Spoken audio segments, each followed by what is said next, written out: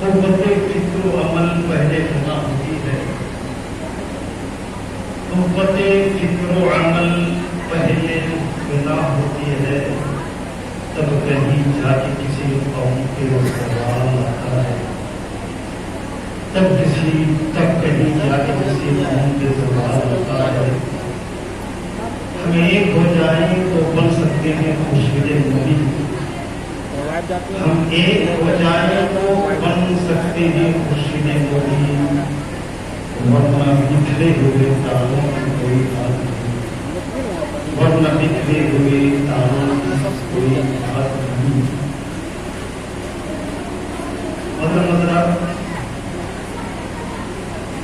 بہت ہی مشہور ہے کریمہ کی تلاوت کو شرف حاصل کیا ہے،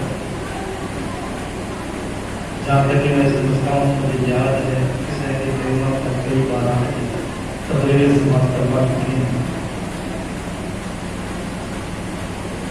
اللہ تبارک و تعالیٰ ارشاد فرماتا ہے اللہ کی رسی کو مضبوطی سے تھام کو پکڑو، آپس میں انتشار نہ کرو۔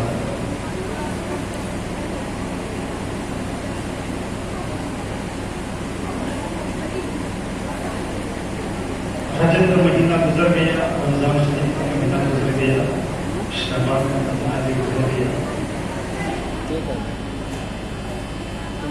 اور ان 3 مہینوں میں جہاں تک کہ میں سمجھتا ہوں آپ بھی جان رہے ہیں کہ نماز، روزہ، زکوٰۃ اور دیگر فرائض، واجبات، سنتیں، مستحبات اور دیگر احکامات کے مسائل بہت حد تک پہنچائے جا چکے ہیں، ہم جان کے رہے ہیں۔ آج کے حالات میں اب قوم کو کس چیز کی ضرورت ہے، کیا چاہیے آپ کو؟ حالات آپ کی نگاہوں کے سامنے مجھ سے زیادہ باخبر ہوں گے، لیکن صرف باخبر ہے آپ۔ ہمیں ضرورت کس بات کی ہے، ہمیں کرنا کیا ہے، آگے کے لیے ہمیں سوچنا کیا ہے، جہاں تک میں سمجھتا ہوں بس یہی چیز لے کے میں آیا ہوں۔ محترم حضرات، ایک چیز جان لیجیے، صحابہ کرام کو اللہ کے رسول ملے، ان کی ہدایت ملی، نماز ملی، روزہ ملا، حج ملا، زکوٰۃ ملی، اس پہ وہ کاربند رہے، اپنی آخرت سنواری۔ لیکن جہاں تک میں سمجھتا ہوں کہ اگر صرف نماز، روزہ، حج، زکوٰۃ میں وہ لگے رہتے اور مدینہ شریف سے اگر باہر اگر نہ نکلتے تو میں سمجھتا ہوں آج یہ اسلام یہاں تک نہیں پہنچتا۔ صحابہ کرام کی تاریخ اٹھا کے دیکھو، جہاں انہوں نے نماز، روزہ، حج، زکوٰۃ، فرائض، واجبات، احکامات الہیہ پر انہوں نے عمل کیا اور تعمیل کیا، وہی اسلام کے فروغ کے لیے مدینہ شریف سے باہر نکلے، اسلام کی تبلیغ کے لیے بے پناہ قربانیاں دیے، گھر بار چھوڑنا پڑا، اولادوں کی قربانی دینی پڑی، اپنے مال کی قربانی دینی پڑی، اپنی جان کی قربانی دینی پڑی، بے پناہ قربانیاں دی ہیں، تب جا کر کے میں سمجھتا ہوں کہ اسلام یہاں تک پہنچا ہے اور ہمیں اور آپ کو ہدایت ملی ہے۔ اور رمضان تفصیلات میں نہیں جاؤں گا لیکن وقت بہت ہی کم رہتا، یہی کچھ سوچ کر کے میں آپ کے سامنے حاضر ہوا ہوں کہ آج ہمیں چاہیے کیا؟ نماز مل گئی، روزہ مل گیا، زکوٰۃ مل گئی، مسائل مل گئے، احکامات مل گئے، اب ہمیں کرنا کیا ہے؟ اور نمبر بات اپنی بات کی شروعات میں ایک کہاوت سے کرتا ہوں۔ ہمارے یہاں ایک کہاوت ہے، گھر بر بسا کے کر، نہیں تو بسا کے کر۔ اور یہ کہاوت کے بارے میں کیا کہوں؟ کہاوت ایک ایسی چیز ہے کہ 100 ایوری کی اپنی جگہ پر، ایک کہاوت اپنی جگہ پر۔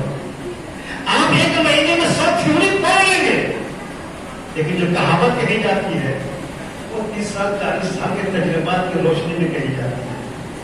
یہ کہاوت ہے کہ گھر پر بیٹھا کے کر، نہیں تو پتا کے مر، یعنی پہلے प्रोग्राम हुआ करते थे, हर साल की मरम्मत हुआ करती थी। तो बूढ़े लोगों का आना था कि जब पैसा आ जाए तो शादी दिया बेटा बेटी कर लो और घर अपना सही कर लो, अपना कपड़ा दुरुस्त कर लो। नहीं तो बरसात आएगी, तूफान आएगा, आंधी आएगी, उस वक्त न तुम अपने बेटे बेटियों की शादी कर सकोगे और न अपना ही घर संभाल सकोगे। इसलिए कपड़े के मकान, कपड़े की छत जो होती है, एक बार हिल जाने के बाद कपड़े कमजोर हो जाता है, चल नहीं पाओगे, सही नहीं कर पाओगे। अगर चूल्हा है तो चूल्हे ही रहना पड़ेगा। इसलिए बैसाख में तुम ये अपना काम कर लो, नहीं तो फिर पछता के रहना पड़ेगा। मतलब ये कहावत है और इस कहावत की रोशनी में अपनी गुफ्तगू का आगाज कर रहा हूं। कहावत उस जमाने की है जब देहातों में घर हुआ करती थी, आज वो शहरों में कर लगे हैं। अब तो हर साल मरम्मत की कोई बात ही नहीं है, एक बार ढलाई कर दिया तो 50 साल के नीचे हो गए। लेकिन हर हाल में कहावत अपनी जगह पर दुरुस्त है और कहावत हर हाल में जिंदगी के हर रोशनी में वो एक तरह से नमूने अमल हुआ करता है। मतलब उन्होंने बारिश के आते और तूफान के आने से पहले अपने घर को संभालने के लिए कहा है।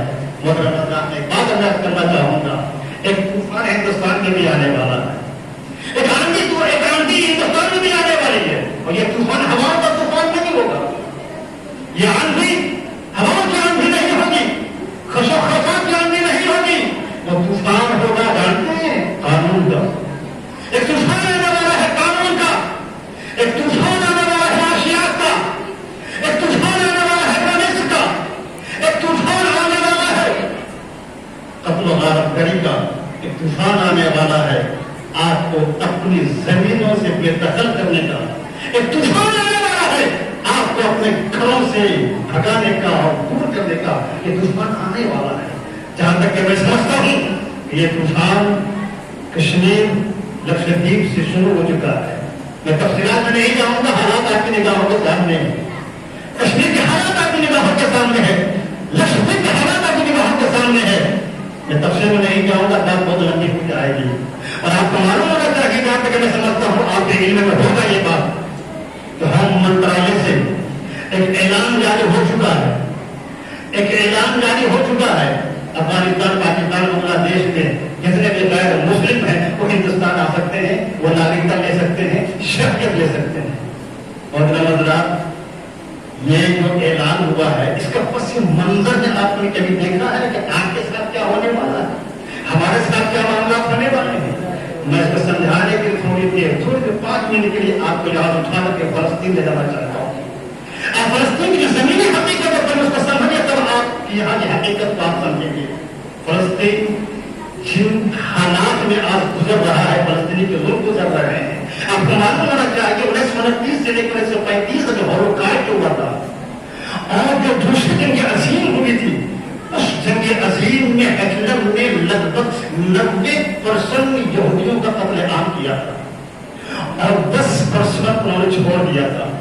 और हिटलर की वो अजीम तारीखी जुमला जो उसने उस वक्त कहा था, ये 10% मैंने इसलिए छोड़ दिया है ताकि दुनिया जाने कि मैंने इन लोगों को क्यों मारा। और ब्रह्मदास आज भी वो तारीखी जुमला किताबों में नक्श है और आज भी दुनिया देख रही है कि वाकई में वो कौम कैसी कौम है। वो कौम यहूदी कौम, यानी दुनिया में सबसे बड़ी साजिशी कौम अगर हो सकती है तो यहूदी कौम है। आपको कैसे फंसाया जाए, आपको अपने मसाइल में कैसे उलझाया जाए, आखिरी का जूता आपके सर पे कैसे मारा जाए, ये नुक्ता वो अच्छी तरह जानते हैं। धोखा, डर, फरेब, तैयारी, मक्कारी, ये सारी चीजों की मजमूने का नाम अगर है वो यहूदी है। बड़ा मजा तो समाज में लोगों ने मारा था तो कुछ बच बचा के लोग जब वहां से चले, भागे जर्मनी से चले, तो कोई मुल्क उसे एक्सेप्ट नहीं कर रहा था। रास्ते बहुत सारे मुल्क थे, कोई मुल्क उसे एक्सेप्ट नहीं कर रहा था। बच बचा के ये लोग फलस्तीन आए और जब फलस्तीन आए लोगों ने रहने के लिए जगह दी। तो आपको मालूम होना चाहिए कि जब ये लोग वहां रहने लगे तो रहने के साथ साथ अपनी ताकत बनाई, अपनी सियासी कुव्वत बनाई, अपनी लीडरशिप बनाई, अपनी एनर्जी पैदा की। और उसके बाद आपको मालूम होना चाहिए वो फलस्तीनी जिन्होंने अपनी जमीन उनको रहने के लिए क्या था, अब यही लोग फलस्तीनियों को अपनी जमीन से बेदखल करके दुनिया के सारे यहूदियों को बुला करके बाहर फसाना शुरू किया। और आज आलम यह है कि 1949 से लेकर के 2021 तक आज तक फलस्तीनी अपने इस्तेहकाम के लिए, अपनी हुकूमत के लिए आज तक लड़ रहे हैं। आज तक कत्लो गारत गई का बाजार गर्म है, और ये इसलिए गर्म है कि चूंकि इसराइल की पुष्टपनाही अमेरिका और दीगर यूरोपीय ममालिक कर रहे हैं, और फलस्तीन की पुष्टपनाही बेशुमार इस्लामी ममालिक रहने के बावजूद ये जितने भी इस्लामी ममालिक है, ये सारे ममालिक का सर्वहाल यहूद नसारा और ईसाइयत और यूरोपियन समाज को बुरा होने की बुनियाद पर आज ये फलस्तीनियों का साथ देने से मजबूर है, फलस्तीनियों का साथ देने नहीं दे पा रहे हैं। मतलब आज ये फलस्तीनी अपनी लीडरशिप, अपनी ही इत्तेहाद, अपनी कुव्वत की बुनियाद पर लड़ाई लड़ रहे हैं। आप मालूम होना चाहिए कि 1949 से लेकर आज तक ये लड़ते भी चले आ रहे हैं।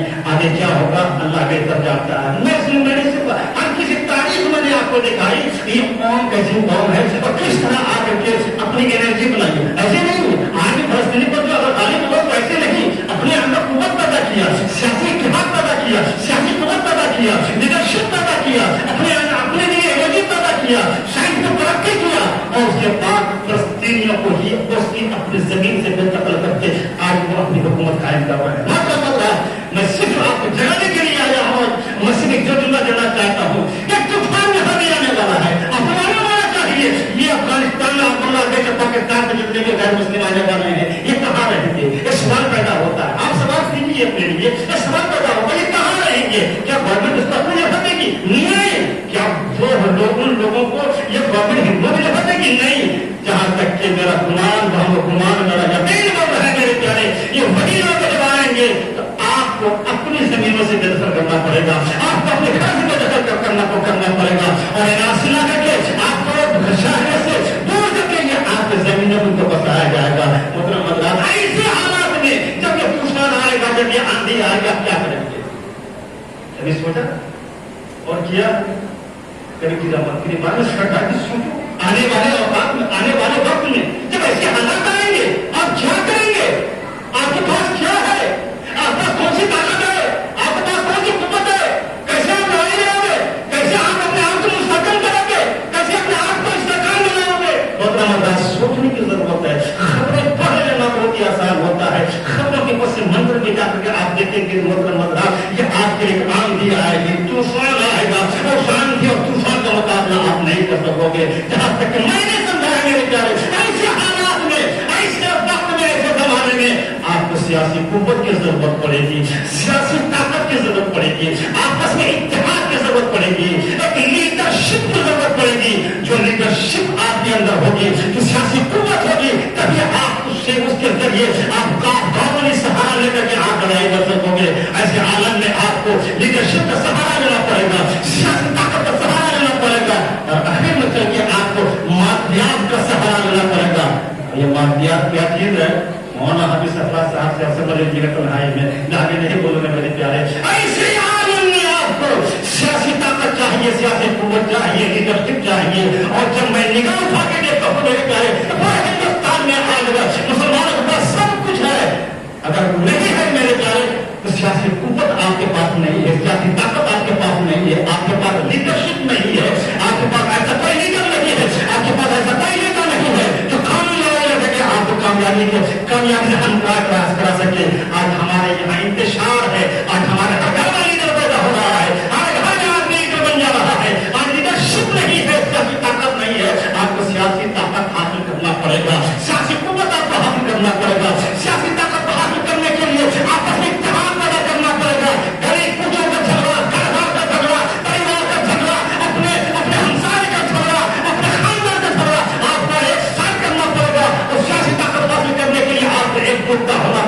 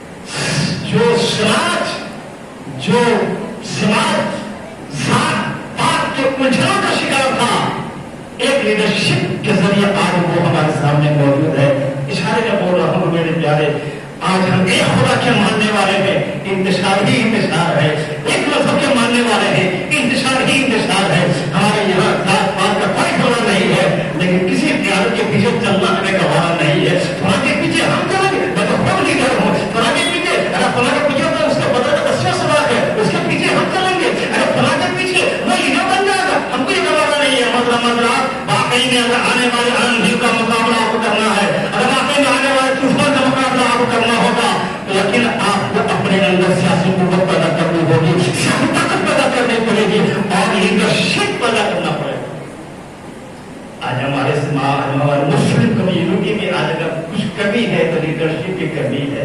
आप अंदाजा कर लीजिए, आप देख लीजिए आज हमारे इतना बड़ा मोहल्ला है।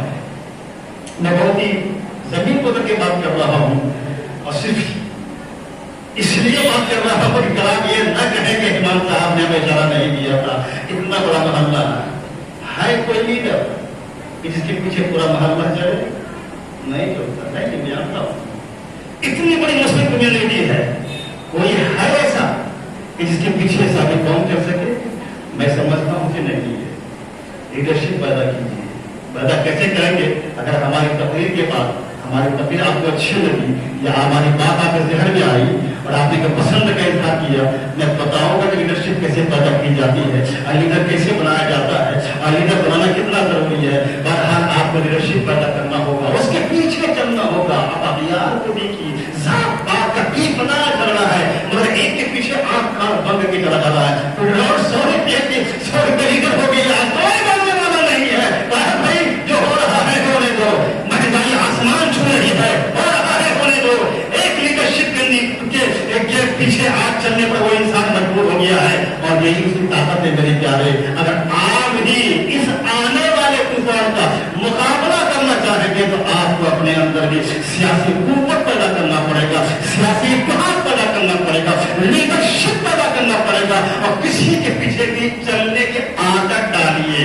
हर आदमी लीडर बनने की कोशिश न करे, इसलिए कि कौन लीडर उसके अंदर कोई ताकत नहीं होती है, उसके अंदर कोई ताकत नहीं होती है। उसकी ताकत उसकी आवाम होती है, उसकी पब्लिक होती है, उसको आगे बढ़ने वाली ताकत होती है। किसी जमाने में बाल ठाकुर से कहा था कुछ भी होता है बम्बई में तोड़ शुरू हो जाती है मगर पुलिस एक्शन नहीं लेती है।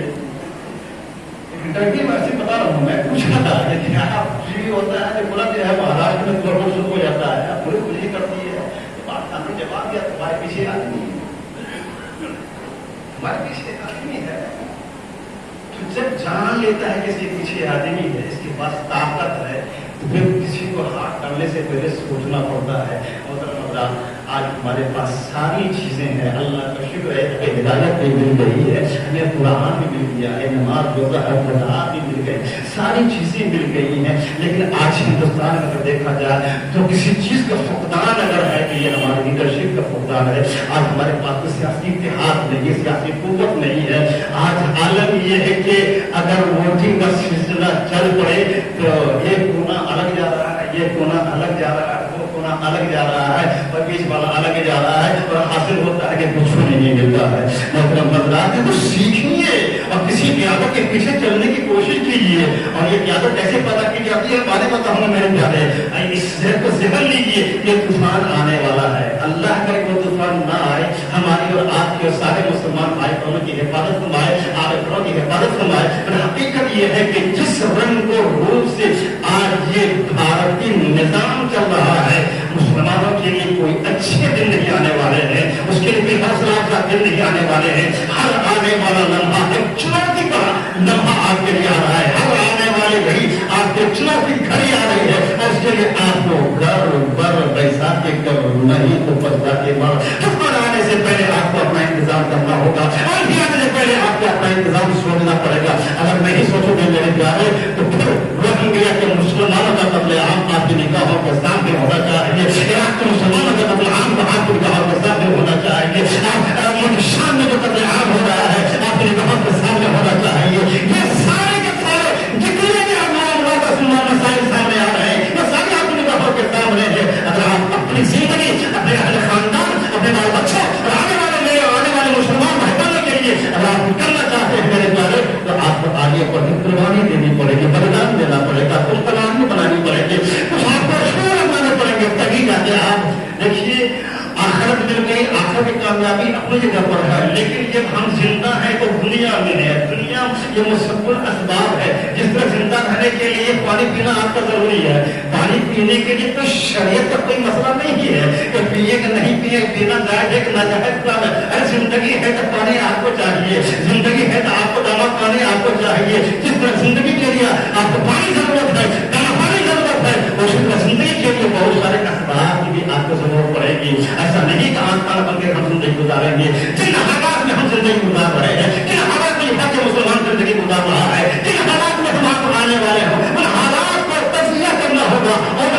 تجزیہ کر کے آپ کو اپنے لیے کچھ نہ کچھ انتظام کرنا پڑے گا، تبھی جا کے ہمارا فیوچر، آپ کا مستقبل کچھ روشن ہو سکتا ہے، ورنہ حالات کیا ہوں گے اللہ جانتا ہے۔ اللہ تبارک و تعالی ہم تمام مسلمان بھائی بہنوں کو اپنے حفظ و امان میں رکھے اور مستقبل رکھے، اور ہم تمام بھائی مسلمانوں کو سنت رسول کے مطابق زندگی گزارنے کی توفیق نصیب فرمائے۔ وآخر دعوانا ان الحمد للہ رب العالمین۔